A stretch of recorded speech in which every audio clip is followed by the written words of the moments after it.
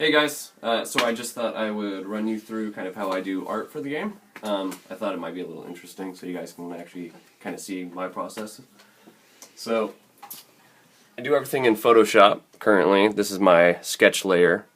After I have the tree or the asset in the game all kind of sketched out, I do my line over the top of it and pull the sketch off. I then do kind of a base, kind of flat color for it.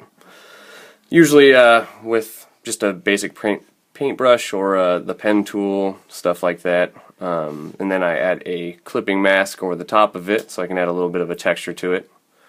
Then I will add my little gradients to kind of add some depth to the drawing or the asset.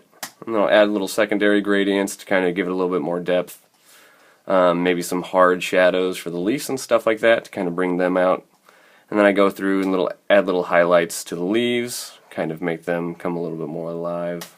Add some gradients to it to kind of highlight the tree or whatever asset I'm doing at the time. And then I go over the top of the lines with another color to kind of make them not as bold. And then I add some highlights to the lines to kind of bring that out. And then I add some line shading to it to kind of add a little bit more depth to it, make it pop out a little bit. And then I'll add a shadow to it and pull the background off, and that's pretty much how I do art. Obviously it's a little bit more accelerated than that because that took me like an hour or so. But how art works in the game is right now in Sword and Board, trees, the tops of trees fade when you actually go behind them, so you can see yourself behind them so you don't actually lose your character. So I basically cut them into two pieces. So this part actually has collision, so you can kind of bounce into them. Here's the collision for it, so you can actually run into the tree or whatnot.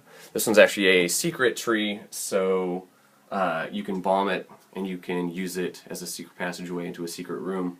So this one actually has two different frames. So this is it before you use your bombs and blow it up, and then here's the other frame after you blow it up with its collision, so you can actually go inside it.